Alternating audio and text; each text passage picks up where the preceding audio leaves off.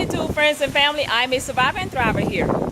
Guys, I've been getting a lot of messages expressing concern about where I've been, and I just wanted to let you know that I'm doing just fine. I've been very busy, as well as my computer shut down about 2 months ago, and I haven't been able to upload anything, but I'm getting back into the swing of things now, and I just wanted to continue my series on easy, successful gardening.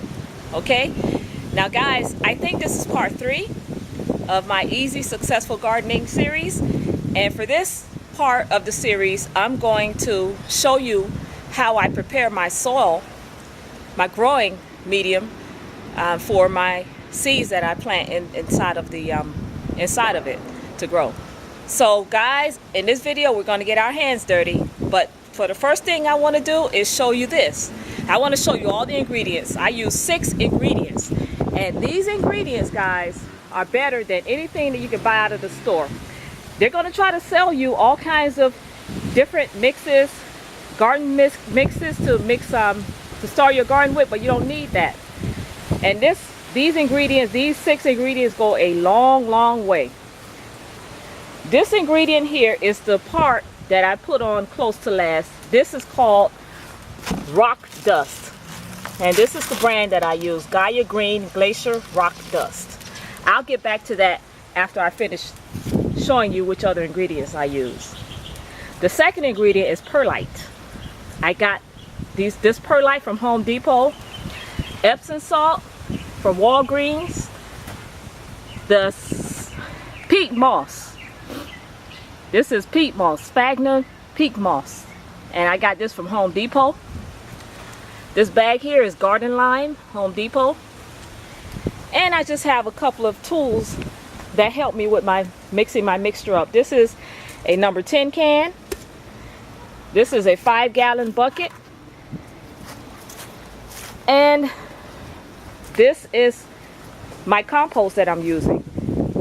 Now, I'm going to do another video about my composting system, which I think is very important for your garden. Okay? So, while I'm here talking to you about this, I just wanted to share with you this little thing that I'm doing right now. As I said, we're going to get our hands dirty. So this is what I'm doing.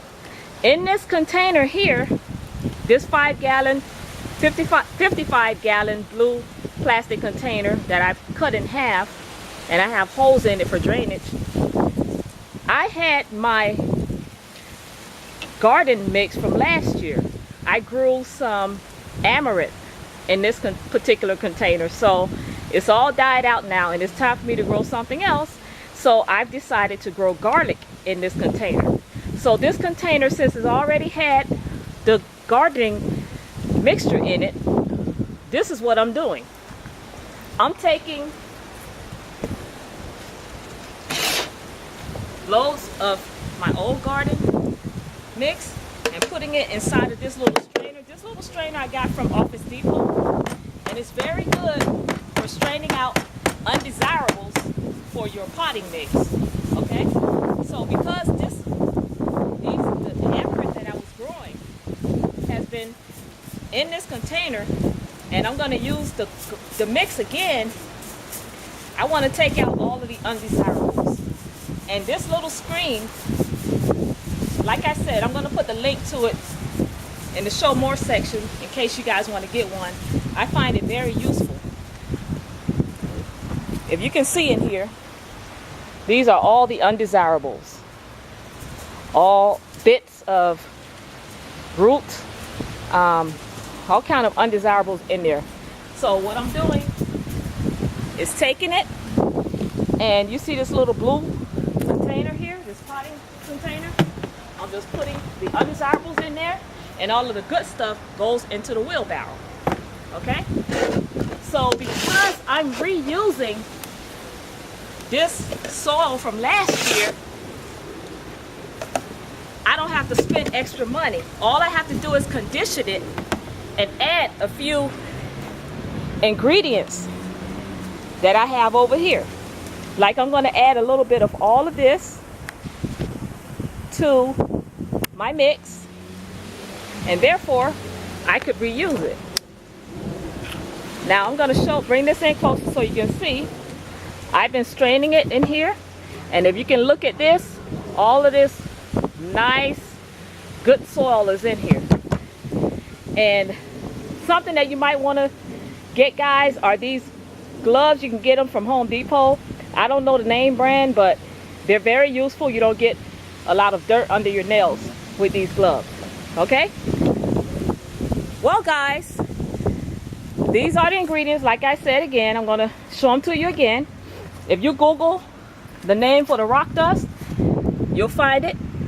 Gaia Green Glacier Rock Dust, Perlite, Epsom salt, peat moss, garden lime, and compost. Your own homegrown compost is the best. Okay? Oh, and I forgot. What I'm going to do is tell you how much perlite you're going to need. Two. Like, let's say you're going to use a 5-gallon container full of compost. You're going to have to use 2 5-gallon containers of perlite. And you're going to have to use 1 5-gallon container of peat moss.